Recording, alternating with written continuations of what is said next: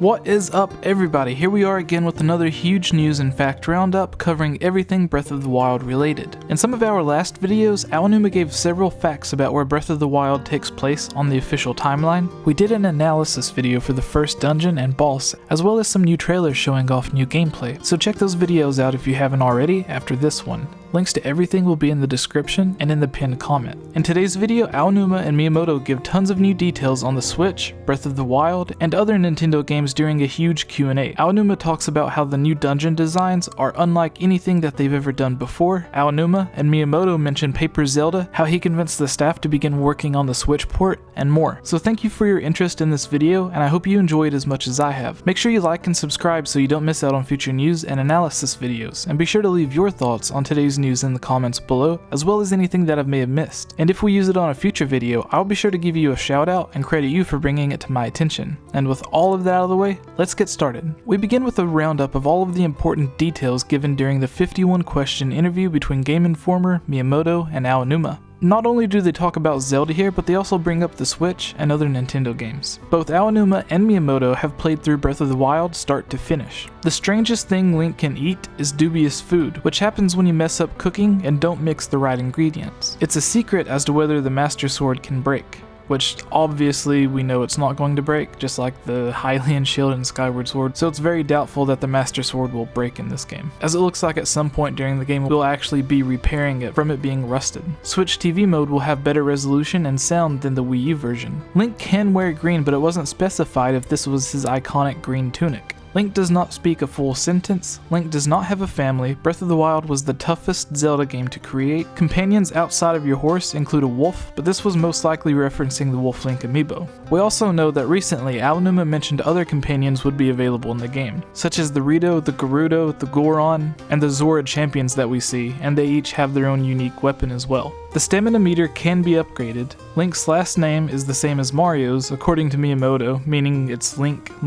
But I think this is just saying that he doesn't have a last name, in the same way that most characters in the game don't have real last names. Link is not human. Breath of the Wild takes place after Ocarina of Time, and we already knew this as well. In the past, Aonuma has also said that the story of Breath of the Wild has absolutely nothing to do with the Wind Waker. It only shares similar elements such as the Deku Tree and the Koroks, and a colorful art style. And it also mentions that it takes place in a timeline that has had many battles with Ganon. And then he said it would be easy for us to figure out where that is. And the timeline that's had the most battles with Ganon would be the Downfall timeline. Aonuma and Miyamoto are unsure what NX stood for, but they say it was probably for Nintendo X. You can eventually get a snowboard for a shield. This may be a joke. You cannot eat horses. The game does not have big surprises, which I think is a lie, because a lot of the things we've already seen in the game are huge surprises. I mean, for one, we have the Zora and the Rito both at the same time. Miyamoto thinks that Pauline lives in New Donk City. That's a reference to the new Mario game. Aonuma and Miyamoto say that Tingle is always happy, and the developers love him. While there are multiple Links in games, it's always the same Mario in his adventures, which I don't think this is true either, because we have the team up where Mario and Paper Mario come together, so that's odd, because those are obviously two different Marios. Anyways, the idea of Paper Zelda is discussed, and while the convo doesn't seem playful, Aonuma says they're working on it. Again, this could just be a playful answer. Miyamoto says the first Zelda is still a lot of fun, but Aonuma can't handle it. The first Zelda design docs were titled Adventure Mario.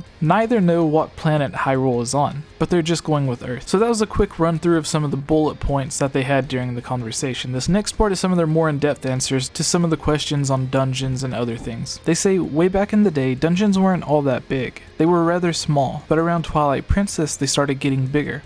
We tried to cram in a lot of surprises for the player, or a lot of emotions, meeting other characters or injecting story elements into it. But then we kind of realized, do dungeons really need to be that big? Do we have to cram that much stuff into it? We quickly realized that a lot of the fun was actually getting to the dungeon, and so we focused on getting to the dungeons in this game. We wanted to create an environment where it was fun to find the dungeon in this large world. Dungeons have always been like mazes, so we needed the compass to let the user know where the bosses were placed. But then, as you probably saw, you can kind of see the goal right away. You won't get lost, you just have to figure out how to get there. They were then asked how they changed the development process with Breath of the Wild. In the recent years, Zelda games have been like a development order and workflow that we followed. We wanted to create something that wasn't that. We wanted to go off the rails a bit. We had to redefine how we develop games. In the past, we took an approach where we would create small areas and patch them together. But then we realized that we couldn't do that with this huge world. When we created this huge world, we first had to figure out what we needed to place on the map. So we figured that out. And then we would play the game every day and revisit it, and then figure out if those elements that we placed would actually work in those areas. We would have the staff play the game over and over repeatedly, and really have them take the time to understand what they were creating, as well as understanding the whole entire world as we were creating this game together. We created a rather huge area where people can explore, but we soon realized that when you restrict these areas and create a boundary, then people want to go outside of it and wonder, what is out there? What is on the other side of this boundary? I realized I had to take out the boundaries and create this area where players will be able to freely roam around. They then talk about the fun of dying in this game. I wanted to create a game where players could have fun dying. If you wanted to, you can go fight the final boss from the get-go. You don't have enough power or stats, so you can't defeat the boss, but through trial and error, we want the user to figure out when they might be ready to battle the final boss, and know when that time is, which they can decide on their own. If there is a little spike of difficulty, you can always go around it and avoid it until you are stronger or you are ready to fight it. You can always revisit that difficult area that you may have encountered. On Link being alone in this game, Link is kind of a lone wolf in this game.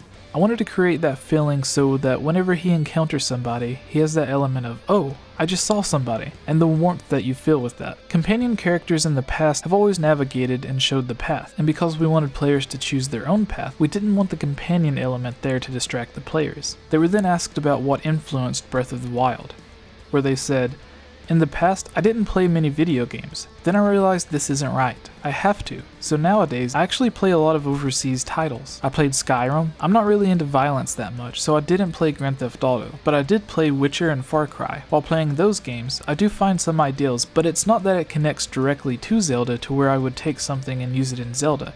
It's more of something I keep in the back of my head while developing the game. On letting players figure things out on their own, I heard that American users are more eager to figure things out on their own, rather than having to go and find certain items in certain places.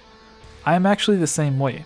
I wanted to add that element to Breath of the Wild. On telling the staff about the Switch port, asking the staff to change it was difficult for me. I actually went back and created a proposal for my staff that said, hey, if you do this, then maybe you can fix this area, and I had to make that proposal to the staff and beg them to do it. Those changes are gameplay related, so they are reflected on both platforms. Aonuma on finding surprises at the end of development. Right before we completed the game, I actually started from scratch with a new game. I was trying to explore areas I remembered from my memory, but I kept finding these new elements, and I realized how huge of a world that I actually created. That was right before we had finished the game, so you could tell I was surprised. If you would like even more Zelda news, please subscribe and check out my other recent videos. I have several different videos all containing different information from Miyamoto, Aonuma, and others working on Breath of the Wild. It's all very interesting stuff that has to do with the timeline, Zelda's role in the game, Goron, Zoras, and other races acting as side companions similar to Wolfling, and much more. If you enjoyed this video, you'll love the others as well. What's up everybody, really quick before we get to the usual end slate, I wanted to mention a quick update for this channel. I'm trying to bring together a few new series other than the usual discussions and news videos that we do. I would like to bring quality reviews, let's plays, do more live streams, a top 10 series, and more analysis videos. However, to do this, I need your help. Between being a new father, YouTube, and my real job, I don't have the time to work on all of these videos. So I'd like to bring on other people who can help out from time to time, like Sasizi and others who have helped host and edit videos before. To make this all happen, and to get awesome rewards for yourself, head over to patreon.com/GameOverJesse, where you can get shoutouts and videos, join our group Discord and chat with us whenever you want, be a guest on some of our videos, and much more. If you haven't already, please like, subscribe, and leave your thoughts in the comments below. I would like to give a huge thank you to this month's Patreons for their support: George Martinez, Glenn Cassio, Hinhu Tienin, Lunarium, Magic Tech Review, The Itch Network, and Harris Priest. Thank you all for everything, and it's because of your support that I'm able to find the time to do these videos. If you would also like to support this channel, head over to patreon.com/GameOverJesse, where you can find all kinds of great rewards like joining on a video, being added onto our Discord chat, having your discussion or topic featured on one of our videos, and much more, including having your own custom artwork similar to my own, drawn of you in any anime or video game style you would like. Finally, I would like to give a huge thank you to Gnomo Designs and CS Guitar 89 for providing the music and artwork for this channel.